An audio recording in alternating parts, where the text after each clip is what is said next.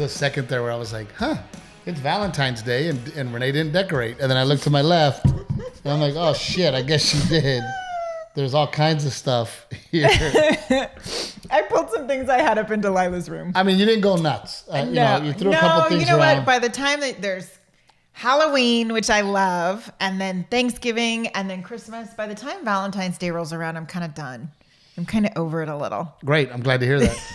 That's great news for me. There will be only one tub of stuff to put away tomorrow.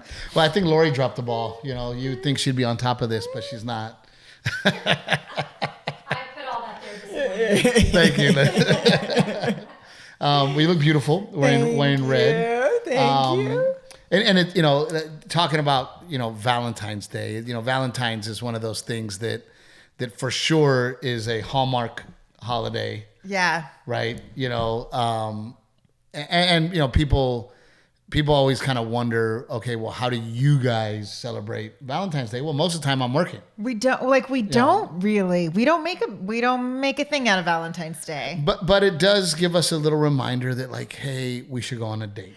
Yeah, sometimes I feel bad that we don't put more effort. Like then when the actual day runs around, I feel bad that like I didn't plan a little more something for you. I did for the kids. They're going to come home to like little heart baskets. You were definitely speaking wife today because I was like, look, I'm up for whatever. What do you want to do?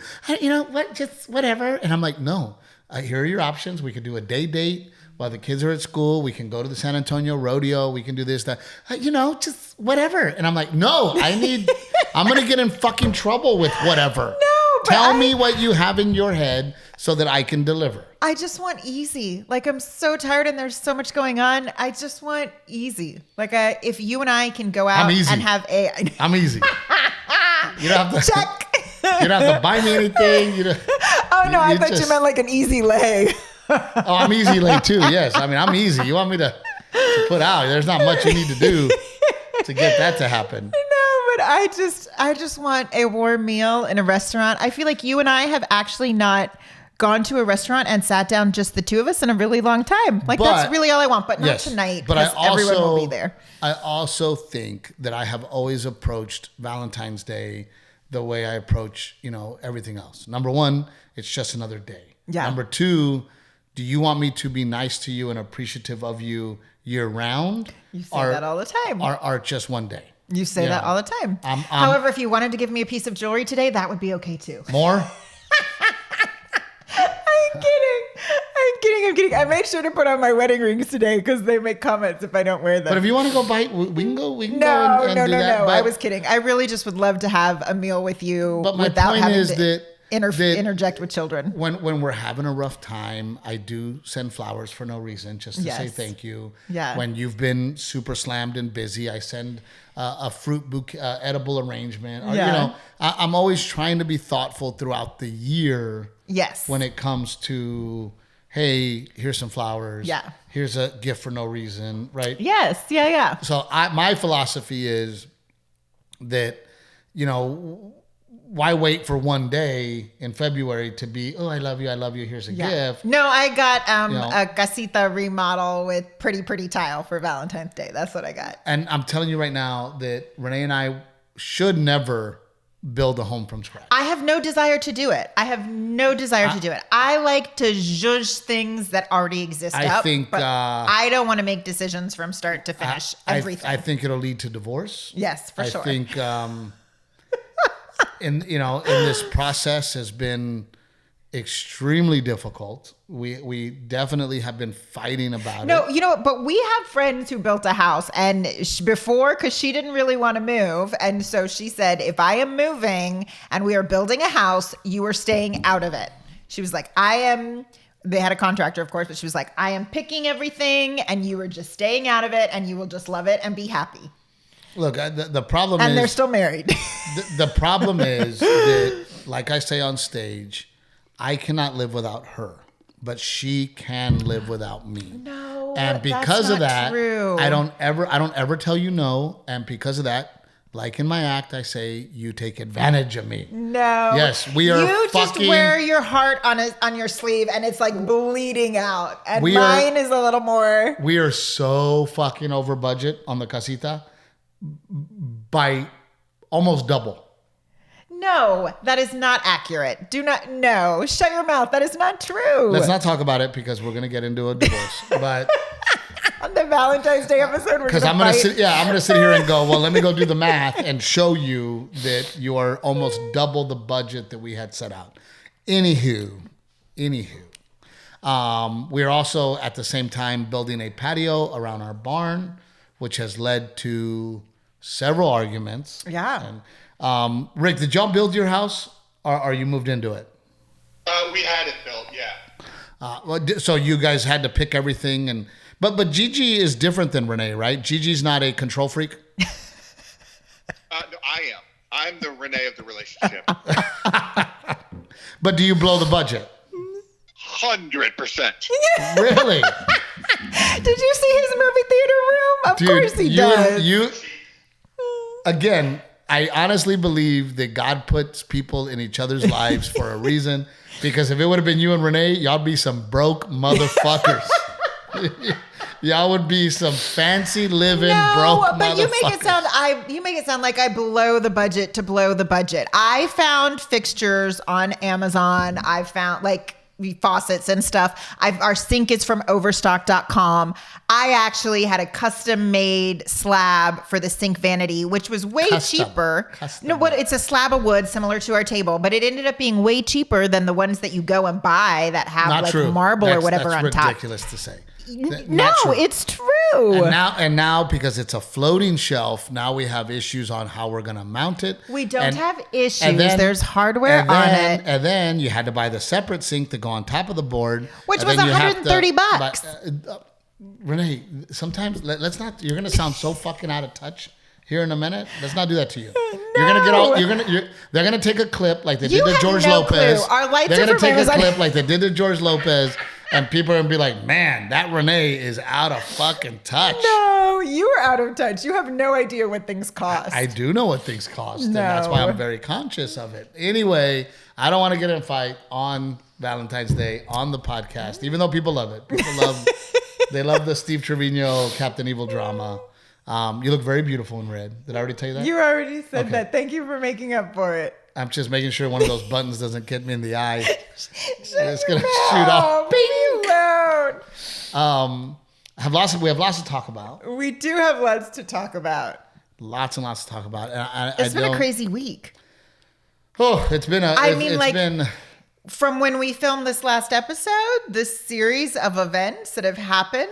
And then, of course, we film a few days early. And not even that much early, but we film a few days early before it's released. And so even that little chunk of time feels so different.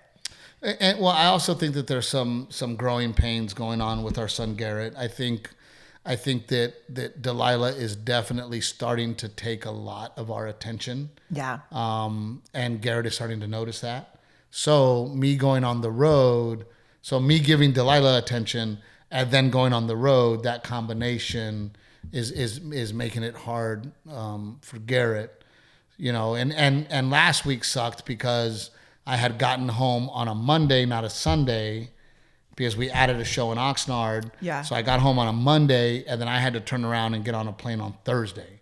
So technically, I was only home for 2 days. It felt so short. It was the first week in a long time where I missed you before you even left, and I just felt for Garrett because I was like, I know.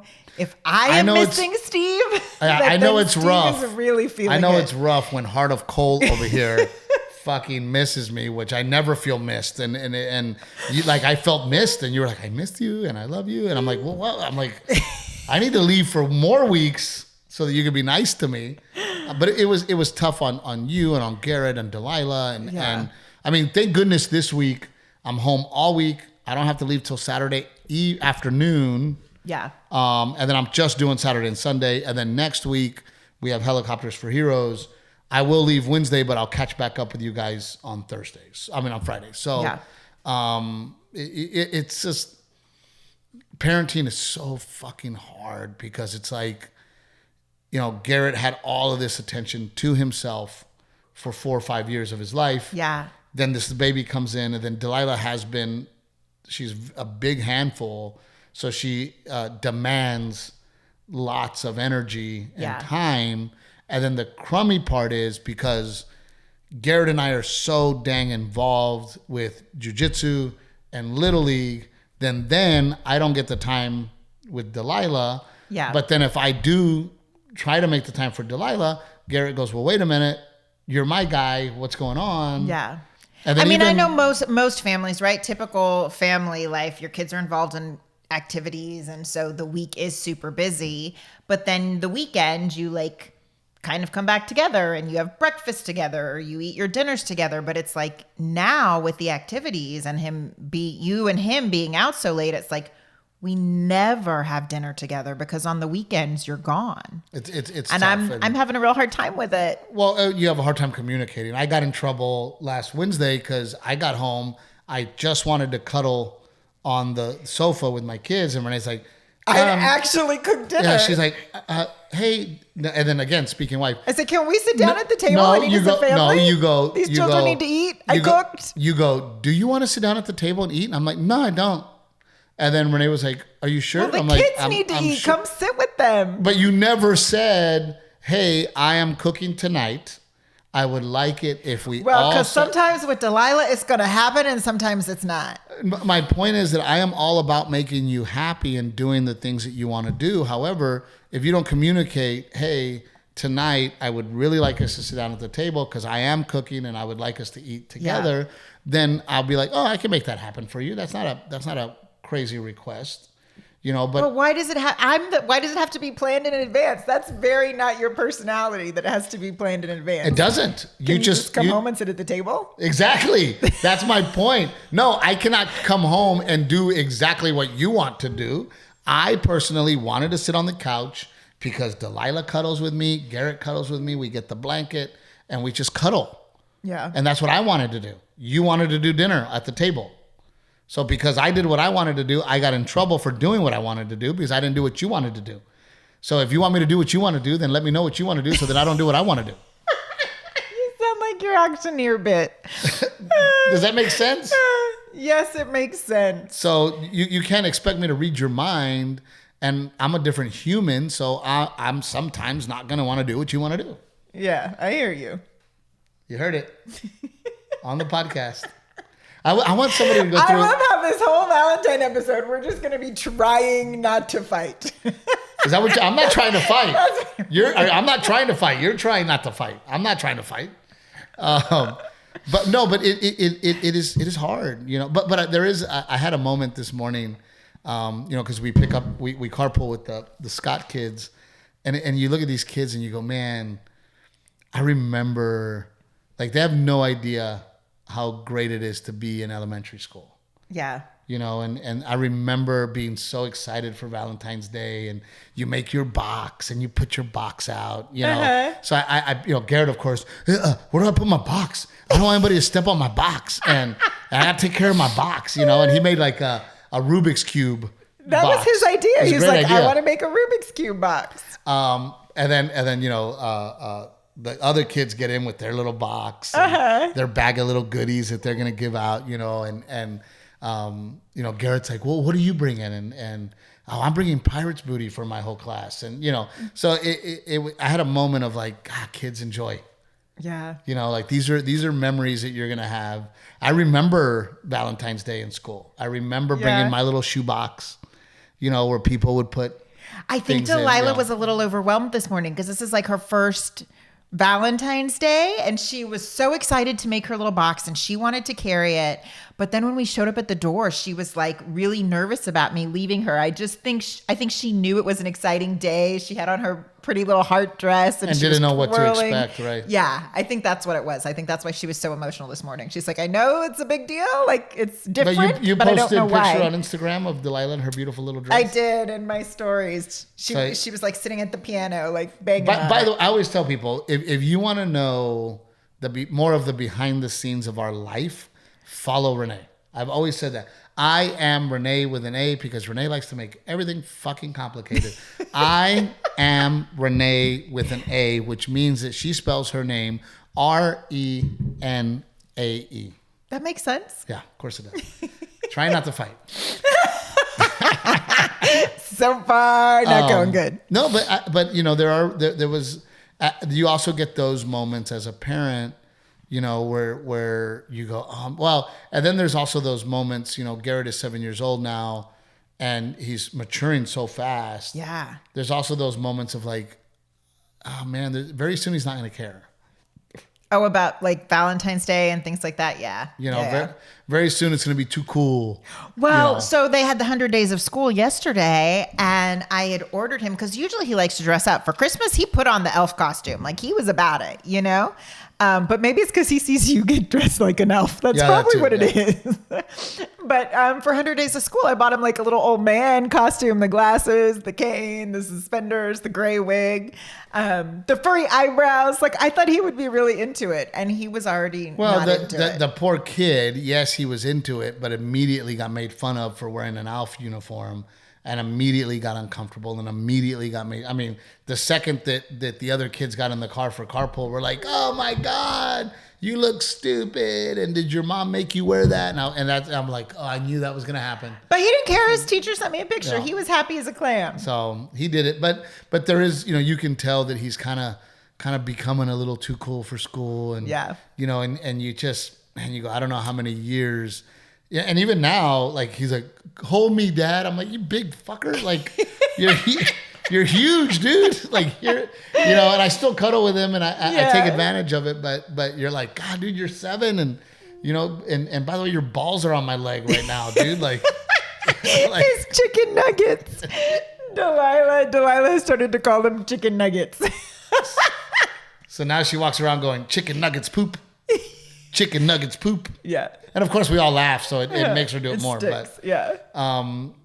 You know, to bring up, I guess the other, you know, and we debated whether to talk about it because, you know, I don't want this to turn into the we talk about others podcast. I don't want it to be that. Yeah. You know, but it is what I am experiencing. It's what I'm going through. Yeah. First of all, blows my mind every single time that something goes viral. Like it is a crazy feeling. It's a fun, exciting feeling to go viral. But it's also when it's one of your bits. Yeah, like yeah. No, but it's also a little. It's hard to explain. It is very cool, and it's like, oh my God, look, what, 1 million, 2 million. Oh my gosh, like holy, it's everywhere, right? Yeah. There's that, but then there's also because I do wear my heart on my sleeve. There's also the fear of like, oh dude, I'm gonna get shit on, right? That also opens me up to criticism. Yeah. Because it's so out there. Yeah. Right. I remember when I did the Bert Kreischer podcast, you know, and I've learned to not look anymore, but very quickly when it had first came out, because he has a huge podcast, I looked at the comments and it was like, you know, oh, this guy's complaining, this guy's pulling the race, and I just was like, I can't look. Yeah. Right, I can't look because it felt like such a misinterpretation. In that particular instance, it felt like such a misinterpretation of what you were trying to communicate. Yeah. You know, and also people were like, this guy's making excuses. I'm like, no, motherfucker, I don't make excuses. I just keep working. Yeah. I do state the obvious, but I don't make excuses. I just keep working. So I did the George Lopez podcast. Oh, by the way, right now on TikTok, speaking of going viral, there's a video that did 13.8 million and still growing. And it's just. What's the video? It's me shopping for groceries for you. Oh yeah, I'll be sitting on the couch comfortably and here comes the wife. Hey, are you thinking about going to the store? To you young married men, that means you're going to the store.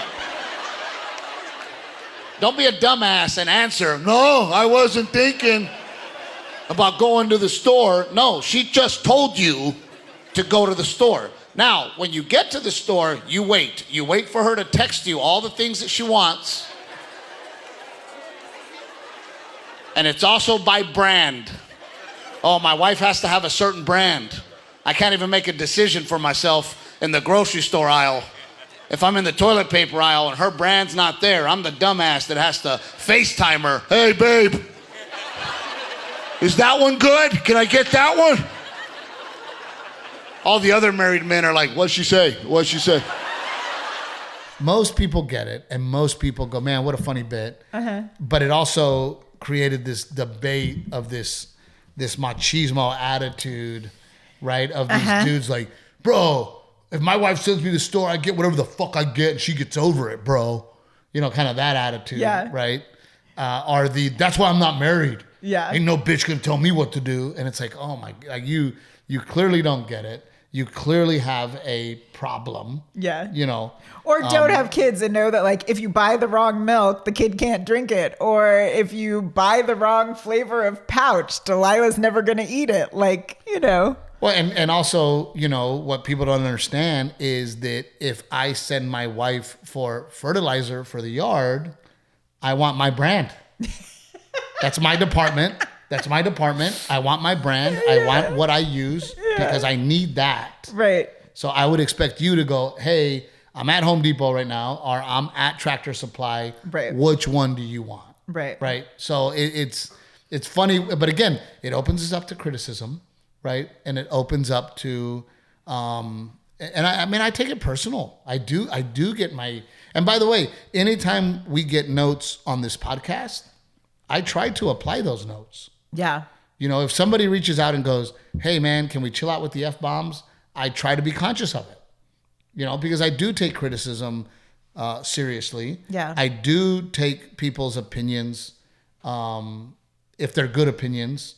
I mean, if they're ridiculous. If they're good opinions. No, but you know what I mean? If they're being ridiculous, it's like, look, you're being ridiculous. Yeah. You know, like the guy that's like, I'm losing brain cells. It's like, okay, well, I don't even need to freaking You can tell when someone's suggestion or opinion is coming from a place of like, if they are genuine viewer and supporter of Team Trevino. Yeah, you know, but I don't disagree. I don't snarky. disagree with the fact that I should work on the F-bombs.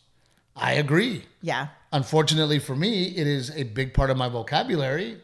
It's a big part of the way I grew up. And you know, my family is not don't say that. Oh, Prim and proper. My family is, you should hear my sister. You should hear my mom. You should, Yeah. you know. So for me, the F word is not a big deal to me. Yeah. But I understand how it is to others. So, you know, I take that criticism and I go, okay, I hear you. I will work on being better. Yeah. You know, or if I hear somebody say, hey, you know, Renae was talking, you always cut her off, then I work on, hey, well, I need to be better at that. Yeah. Right? So I go in, I do the George Lopez podcast, which, oh my God, like we talked about last episode, led to huge amounts of criticism. Well, and when we talked about it last week, we didn't realize it was going to explode the way it did. But again, that's why having a conversation with other people with different opinions is so valuable. Yeah. So that it does open it up to debate, so that it does open it up to people going, hey, I agree with him or I agree with him. Yeah. So I wanted to do that podcast because I knew that I know that I have a different philosophy than George. Yeah. Right. And I wanted to bring up my philosophy to George, and I wanted to see where he was at. Yeah. On the opinion. But right? it went nuts. I mean, to the point where like some people were like, oh, was this planned? Was this premeditated? Like, did you know, was this is this a publicity stunt? To blow up Ralph Barbosa, right? It was crazy, but you know, ultimately. And it wasn't. It was just you showed up just having a conversation like you do on our podcast. Ultimately, I have always been the type to try to help.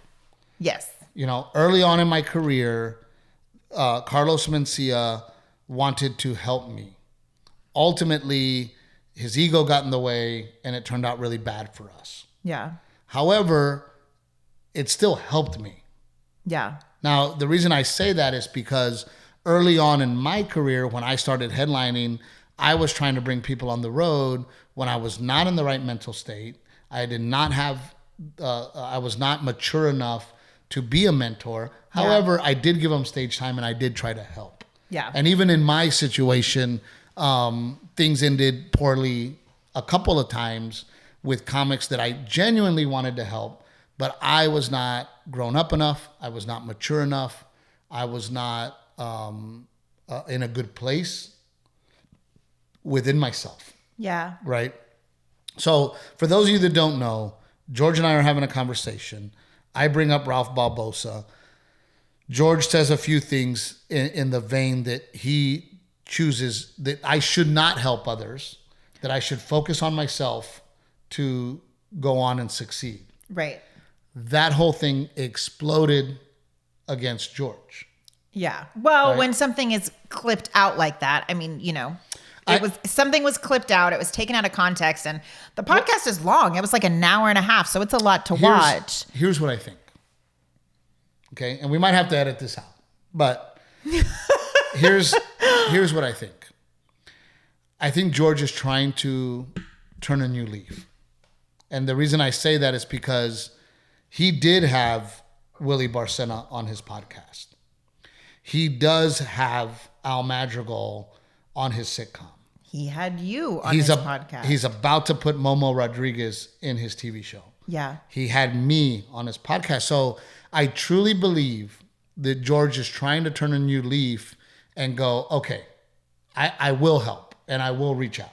Right. Okay, I believe that. And by the way, everybody deserves to be forgiven when they are really trying to change. Yeah. Right? Even me, who I was trying to be helpful years ago, turned out to be bad, but I was trying. Yeah. And I'm not proud of the fact that things went awry, but they did. And so I just grew and changed and continued to try to be better. Relationships are complicated. Right. Relationships are complicated. I have my issues. We all have issues. And I think that one of George's issues is his insecurity when it comes to other Latino comedians. Yeah. Because we are all literally fighting for crumbs. And George was able to get to the top of the mountain. He wanted to stay there because he was afraid, because of his insecurities, that if he brought others up, that he would then be replaced. Yeah. Right? So there's a sense of insecurity and survival. Right. And I think that he was trying to turn another leaf, but I think that he got caught in a moment of vulnerability when I brought up Ralph that he was not ready for. Yeah. And I think I caught him in a moment that made him go back to his old ways. But I do think that he is trying to turn another leaf. I think that he has shown that by having Willie Barcena on the podcast, by having myself on the podcast, by putting Al Madrigal in his TV show, by now putting Momo Rodriguez in his TV show, that he is trying to turn that other leaf.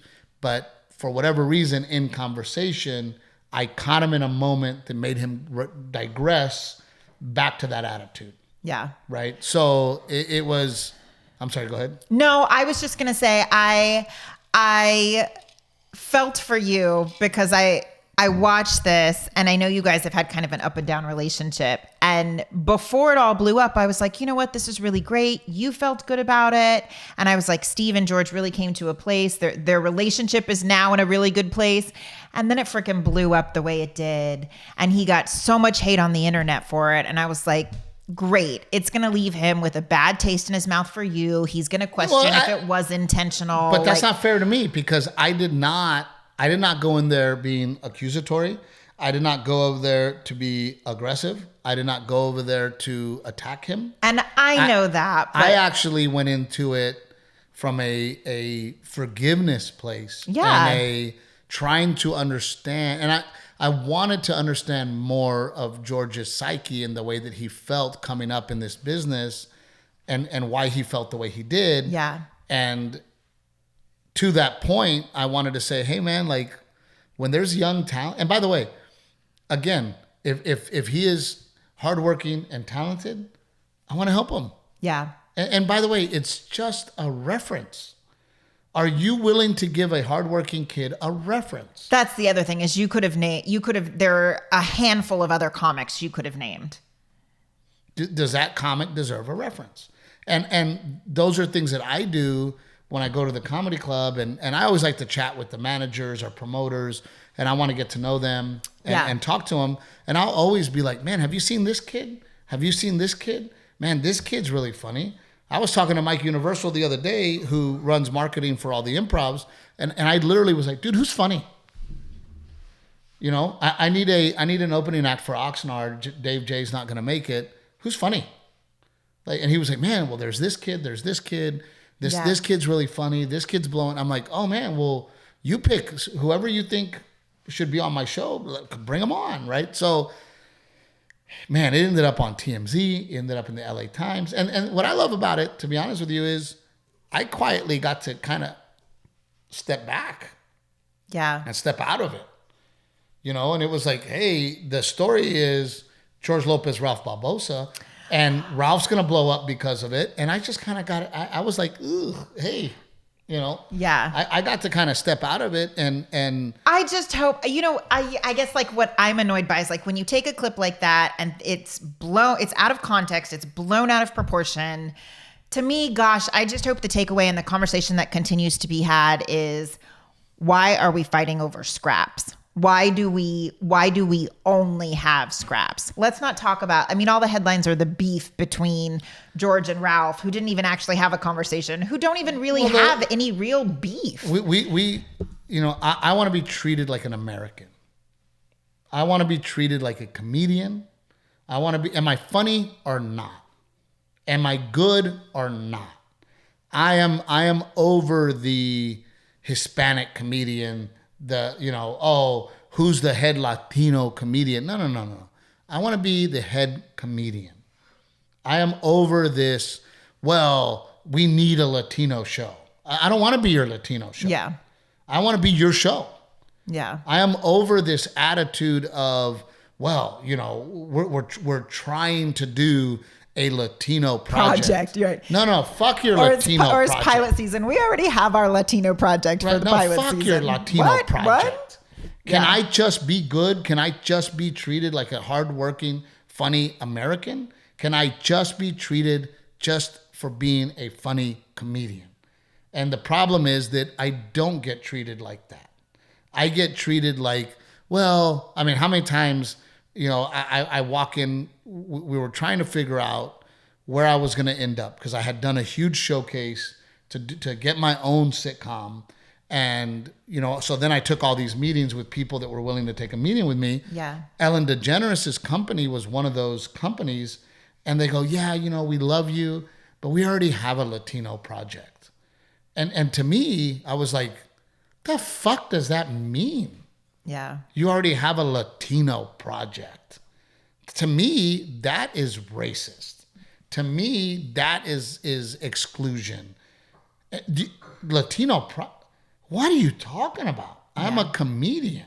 Yeah. You know, so that's where we need to get to the point in this country where we are all Americans. Black, white, Jewish, Asian. Are you American? And are you talented? Period. End of story. I am an American. And back in the 70s, we were all Americans, and we knew that, so we could make fun of other people's races because it was like, hey, we're all on the same team, right? But you happen to be black or Asian or whatever. Yeah. Can we make fun of that? Because we're all American. Yeah. And now it's become so compartmentalized. That one. That all of a sudden it's... What demographic box do you check? And it's bullshit. Yeah. You know, so, you know, I am... Oh, my dad. Every day. I love the guy, but I can't talk right now. Well, the other problem is that my dad doesn't think I work. You know what I mean? He's like, what are you doing? Yeah. I'm like, I'm working, dude. Yeah. So, you know, look, and again, going back to the feeling I get when somebody shits on me on the internet, even though I don't know that person, man, I feel it. You know, and what people don't understand is stand-up comics are very sensitive. Yeah. You know, stand-up comics are very, because, man, it's hard to put yourself out there. It's hard to go out there and try to make people laugh and then to get slammed for it You know, so I feel for George right now because, oh my God, it is a shitstorm, a firestorm of F George Lopez. I mean, he starts the podcast saying, we talk about everyone on this podcast, like no one is excluded, and we say what we want, and you know, it's everyone gets talked about on this podcast. It's not a big deal. Don't think you're special. But just to have it blow up the way it did had to have been surprising. It's tough, you know, and even though I had a situation with a mentorship that ended poorly, I still applaud Mencia for giving me the stage time because it did help. Yeah. The stage time that he gave me helped. Later on in my career, it was a hindrance that I was connected to him because of what happened. And it really kicked my career backwards. But that doesn't negate the fact that he still gave me tons and tons of stage time. Yeah. You know, and stage time is valuable. It doesn't negate the fact that I did get to work on his TV show, Mind Mencia, and learn about what writing and what that process is like. You know, were there things that he did to me that were not right? Absolutely. But I also think that same as George, his insecurities got in the way. And his I knew things were bad when people started going, oh my God, you're so funny. And I think you're funnier than him. And then things got really bad, you know? Yeah. But I do appreciate the fact that I did get all that stage time at a very young age, you know, and I hope that he gave you a chance. Right. Like you were looking for someone who would give you a chance. And because his insecurities or his downfalls, we had a falling out. Same situation for me with another comic. I hope that comic that I'm talking about that I tried to help out and didn't do a good job of it looks at it and goes, well, I got stage time. Yeah. You know, and Steve did try because Mencia did try. And I forgive him. I forgive him for whatever happened because at the end of the day, everything that happened to me has led me to here. Yeah. You know, and has led me to try to be better, to try to do things right. Yeah. To try to be a mentor with a good head on my shoulder as opposed to a mentor that has no business helping somebody else. Yeah. Right? But I'm interested to see how this all plays out. I have not heard from George. I mean, I honestly thought after like the day the podcast was out or 2 days the podcast was out, I was like, you know what? Ralph posted the clip on Instagram and I was like, the world moves so quick, 24 hours, you know, people will be over it. But as of a few hours ago, news outlets are still picking up the story. Oh my gosh, all of a sudden it was TMZ and then the LA Times and it was like, and I to be honest with you, I really liked the fact that I wasn't being tagged. I wasn't being mentioned. Yeah. Like that didn't bother me because I was like, just want the headline to change. That's it. I just want the headline to not be about the beef between George and Ralph. I want it to be about the Hispanic community needing to pull together and cheer themselves on. And why are there not more opportunities available? The reason there's not a lot of opportunities available is because we get put in a box. You know, Hollywood puts us into this. Well, we already have that Latino project. Yeah. You know, and if you were to talk to a network and go, hey, I want to be on that network. Well, we already have one. You don't ever say that to the white community. And I dare you to say that to the black community. Go to the black community and go, yeah, we already have a black project. Motherfucker, there will be people in the streets. Yeah. Shit will burn the fuck down, right? Yeah. But as look, I just want to work hard. And meanwhile, there's not even an Indian project or an Asian project or... But look, my thing is, if you're good, you're good, and you deserve to get. Yeah. And if you're not good, you're not good. And I don't care if you're black, white, Asian, whatever you are. If you're good, you're good. If you're not good, you're not good. And if you're good, you deserve a shot.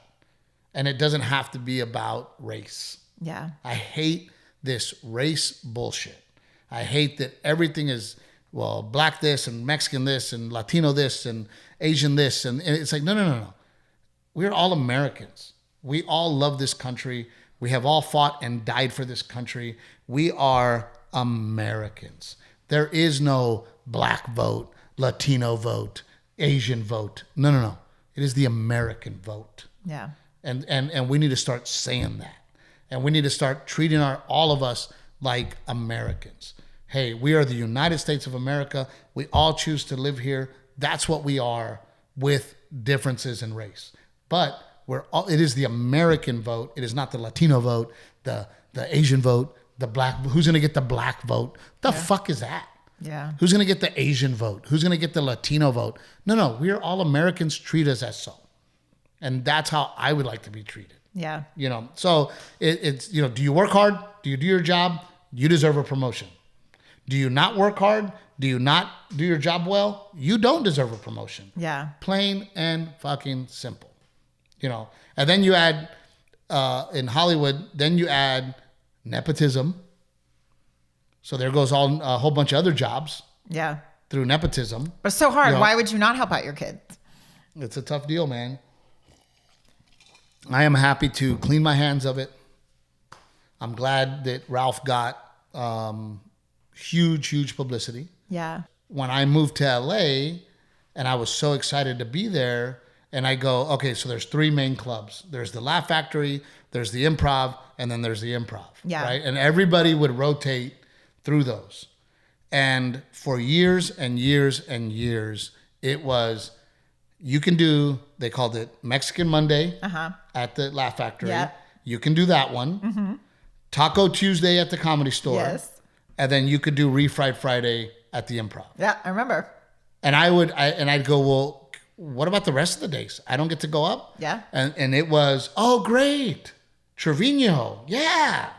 Put him on the Mexican Monday. Put him on the Refried Friday. Put him on the Taco Tuesday. Yeah. So I was not. Everybody else, not only were they getting on Mexican Monday, they were also getting on stage Monday, Tuesday, Wednesday, Thursday, Friday, Saturday, and Sunday. Yeah. And I'm only getting Monday, Tuesday, and Friday. Yeah. For years.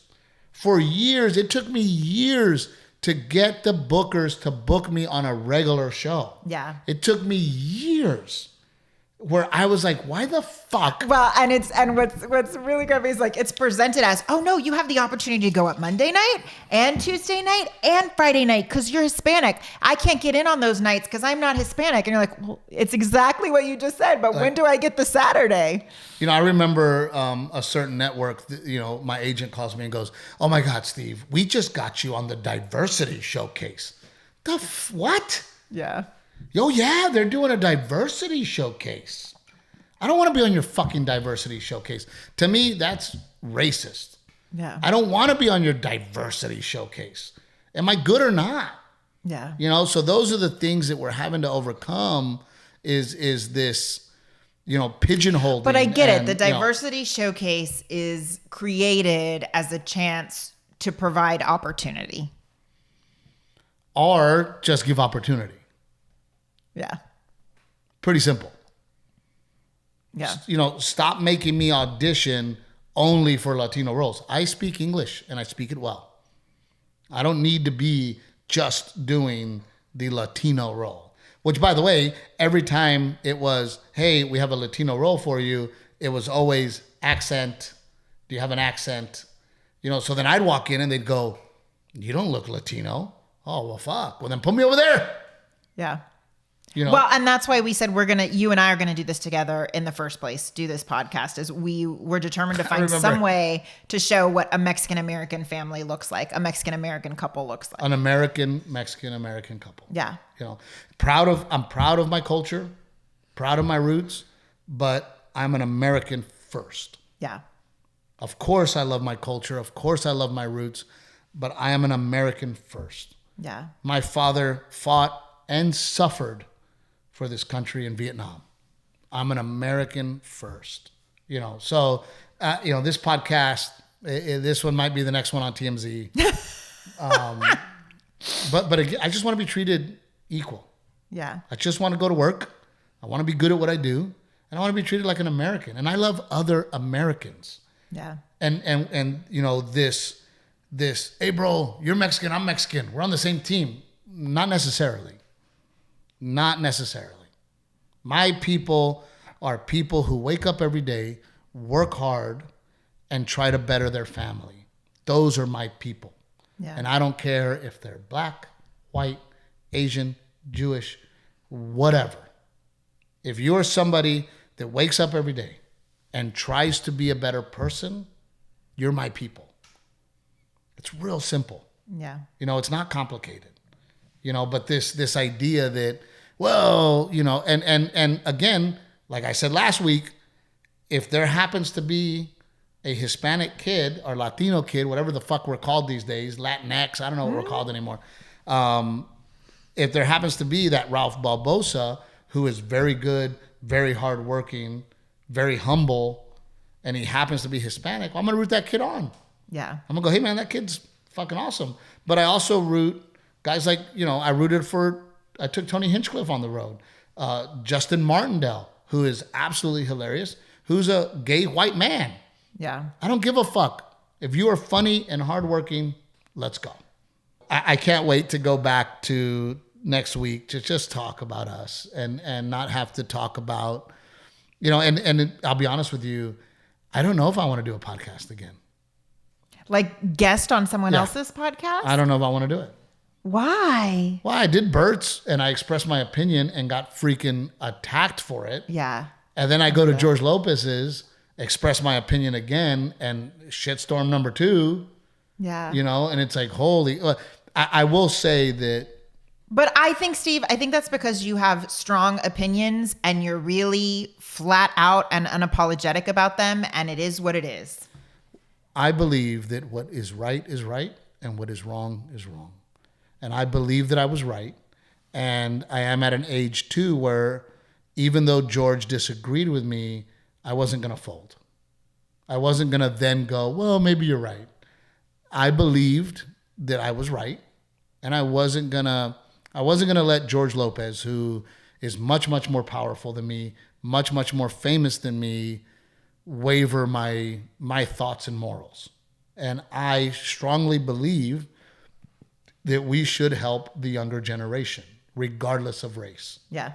And that we should try to be better, and we should try to make things better for the next generation. Yeah.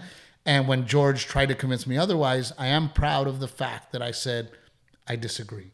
I was not going to argue with him, and I was not going to be combative about it. I was not going to fold in my beliefs. So I think we should end it on that, because you just said that really well. We love you guys so much. Don't forget, Aztec Chevrolet, so good to us. Give them a chance. They're amazing people over there, hardworking, and always answer the phone and always take care of you, because their community is small and they have to take care of their community. They sell cars to their community. And if they want to stay in business, they have to be good people. And they are good people. Pick Cherries. We love them to death. Thank you, Pick Cherries. Download it on your phone. Great way to watch Now podcasts. I'm scared what Cherries people are going to pick. Yeah. What are you going to clip out? Take out of context. And by the way, if you were watching the George Lopez podcast on Pick Cherries, you would have been the first one to pick that cherry without zero editing. You just pick it and send it out. And then, of course, our friends at Old Salt Coffee, who are generously taking care of us at Helicopters for Heroes and just being amazing human beings. Great coffee. Give them a shot. We love you guys. I'm interested to read the comments. Not interested in getting shit on, but it might happen. Thank you guys so much. We'll see you next time.